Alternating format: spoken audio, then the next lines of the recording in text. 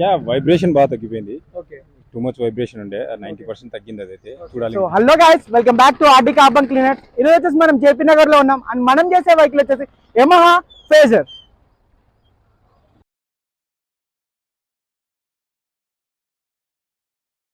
So brother, carbon cleaning చేపించక ముందు చేపించిన తర్వాత మీ వెహికల్ ఎలాంటి డిఫరెన్స్ అబ్జర్వ్ చేశారు? యా వైబ్రేషన్ బాగా తగ్గిపోయింది. ఓకే. టూ మచ్ వైబ్రేషన్ ఉండే 90% తగ్గింది. అదైతే చూడాలి. ఇంకొక 20 కిలోమీటర్స్ 50 కిలోమీటర్స్ తిరిగితే అర్థం అవుతుంది. ఓకే.